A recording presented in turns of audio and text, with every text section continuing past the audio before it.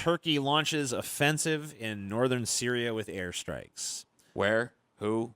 Turkish warplanes have bombed part of northeastern Syria at the start of an offensive which could lead to conflict with the Kurdish-led allies of the U.S. Turkey's President Recep Tayyip Erdogan said the operation was to create a safe zone cleared of Kurdish militias, which would also house Syrian refugees. Several locations were hit, and at least 2 civilians died, the Kurdish-led Syrian Democratic Forces said. So the reason that this is a story for us, I guess, is because this is happening because Trump has pulled back troops that were previously in these areas that were kind of keeping Turkey at bay. Right. And so I believe you support that decision, TJ. And immediately, this is the result. So immediately Turkey does attack. Yeah, I do support it, and it's really weird because I thought we all kind of supported it. You know, like AOC was one of the Congress people to sign a pledge saying that we were demanding that troops be pulled out of Syria. Oh, you didn't get the memo, TJ? And then Trump... These wars are a political football now. Right. So, and then all of a sudden AOC is not for pulling these troops because it's irresponsible to our Kurdish allies.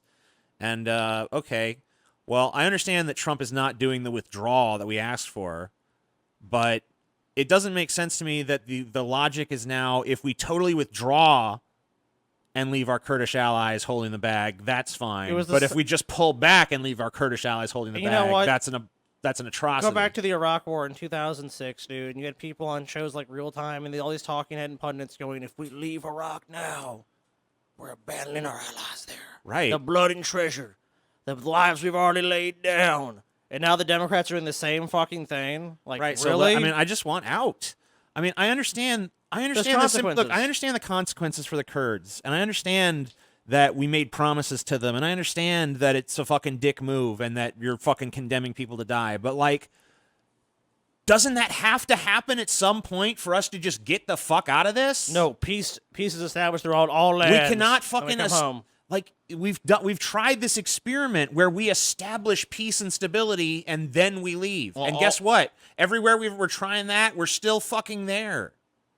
All that has to happen to bring the troops home, TJ, and I think we all want that, is for Turkey to suddenly decide that it wants to take our position and allow Kurdistan to be a thing and, allow these Kurdish people their fucking due process within their society. So we just got to wait around until that happens. Indefinitely, with our military people in the crossfire of it. Until that happens. And then we bring the troops home. Then we're free to go.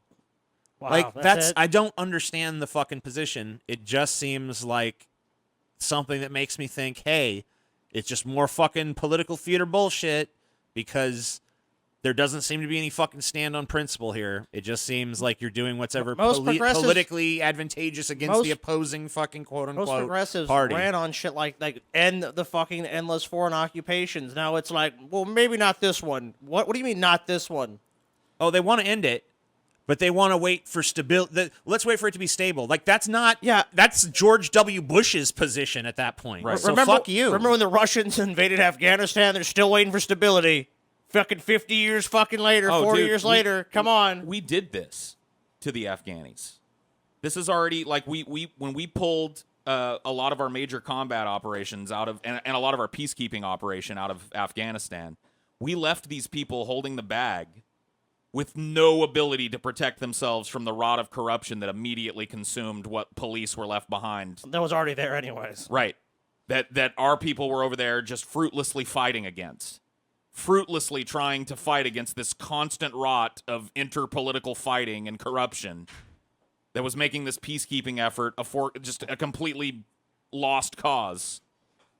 And then we pulled out. We pulled a lot of those fucking advisory position guys out. You can't change the mentality, the way people think, or a culture of a fucking place by having an occupation there and having some fucking foreign troops there. Maybe you can keep the peace sometimes if you're lucky. There's brief moments of, okay, we're trying to make progress here. Look at if you actually look at the U.S. military rebuilding projects in a lot of these countries, a lot of them were fucking total disasters. Right. They had shit like, oh, it's going to cost this much to build this fucking road, and the road never got built, or the money got funneled to some fucking warlord. It's a fucking joke.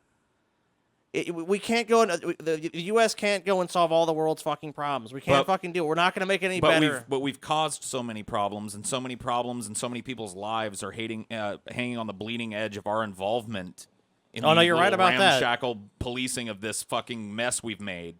You're 100% right about that. You know what I mean? Like, it's just, we're over a moral barrel here. Right. I understand why this is a political football, because there's no good answer to it. No. You either pull our fucking support out of these places and watch people be wholesale slaughtered and watch a totalitarian regime gain control over millions of people, or you continue this long, slow grinding, we'll get out win bullshit Until shuffling the end of dance that we're time. doing until the end of time. Yes. And there's not a good answer to either of them. Yeah. Neither one is a good answer. I just favor the first one because it's like ripping off I a fucking Band-Aid. I favor the first one only if there's some kind of change in our society that means we're not going to stick our dick right back in one of these beehives. Right. No, and I say mean, something no, about it. that's what I'm saying. That's like, what I'm it saying. has to be like we're swearing off this behavior from now on as a country. You ain't going to get that. So You ain't going to get that. So what's the point? What's the point of pulling the troops home if they're just going to be sent right back on the next train out to the next sand pit? So I've noticed that we've been leaving some people behind in our outreach efforts. Yeah.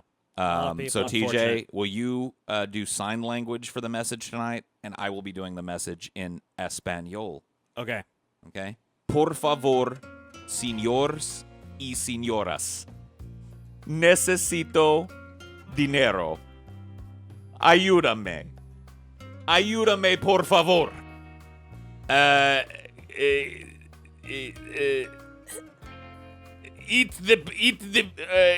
do you say eat? Comida por sale at the Pessimist Productions Patreon. Go now, become one. Or don't. And be a loser. Oh, I'm so hungry. Be a I'm hungry. loser. Be a loser for the rest of your life. Don't be like us. Be a winner. Join now. Thank you. Thank you very much.